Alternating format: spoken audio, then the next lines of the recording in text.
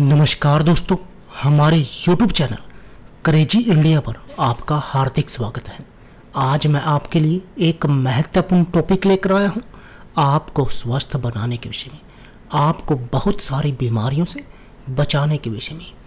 Heart fail हो गया हो, कोई और बीमारी से या जहर से या सख्ते से मर गया हो तो उसको तुरंत मरा हुआ मत समझो। मुर्दे को जलाने से पहले आयुर्वेद की ये परीक्षा जरूर करें, बच सकती है कहीं जाने। दोस्तों, आदमी जिंदा है या मर गया, सांस नहीं चलने से कोई मुर्दा नहीं होता। मानव शरीर का जिंदा या मृत होना सिर्फ सांस चलने या नाड़ी देखने भर से नहीं पता चलता। अनेकों बार जीव रहते हुए भी व्यक्ति को मुर्दा समझकर जला दिया जाता है। ऐसी अनेक विधियां हैं जिनसे मृत और जिंदा व्यक्ति में अंतर किया जा सकता है। दोस्तों, हमने आपको इससे पहले भी एक प्रयोग बताया था कि अगर कोई पानी में डूबा हुआ व्यक्ति हो तो उसे तुरंत मृत नहीं समझना चाहिए। उसमें 24 घंटे तक प्राण रहते हैं और उसको आप वापस ला सकते हैं। उसकी विधि आप हमारी इसी चैनल पर देख सकते हैं। हमने उसके लिए एक वीडियो डाली है, आप उसको देख सकते हैं। दोस्तों, अनेक बार ऐसा होता है कि मनुष्य एकदम बेहोश हो जाता है, नाड़ी नहीं चलती, सांस का चलना भी बंद हो जाता है, परंतु शरीर से आत्मा नहीं निकलती, जीव भीतर ही रहता है। नादान लोग ऐसी दशा में उसे मरा हुआ समझकर गाड़ने या जलाने की तैयारी करने लगते हैं। इससे अनेक बार ना मरा हुआ व्यक्ति भी मर जाता है। ऐसी हालत में अगर कोई जानकर आ जाए जिसको ये आयुर्वेद के ज्ञान हो तो उचित चिकित्सा के वह पुनः जीवित हो सकता है। आजकल हार्ट फेल के अनेकों केस हो रहे हैं जिनमें रोगी 1 सेकंड में मर जाता है या कोई और कारण भी हो सकता है। जब रोगी के 1 सेकंड में मरने की खबर हमको मिलती है तो ऐसे में कोई भी रोगी हो जिसकी ये सूचना मिले कि वो मर गया है तो उसको तुरंत मृत नहीं समझना चाहिए।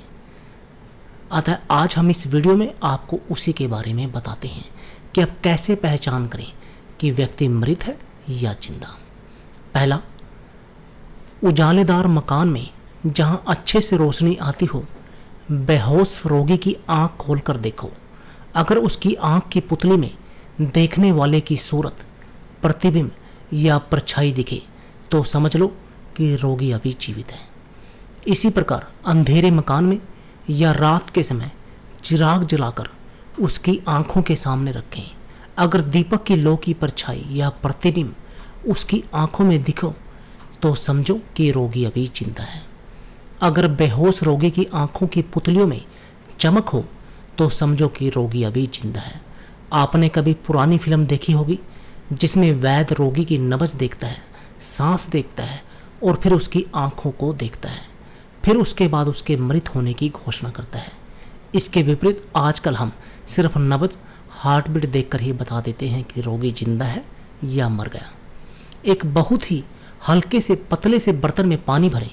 इस बर्तन को रोगी के सीने पर रख दें और ध्यान से देखें। अगर सांस चलती होगी तो पानी हिलता हुआ दिखेगा। बिल्कुल हल्की रुई जो धुनी हुई हो, जिसे तकिए गद्दे भरते हैं, या फिर कबूतर का बिल्कुल नया निकला हुआ छोटा सा पंख रोगी के नाक के छेद के सामने रख दो।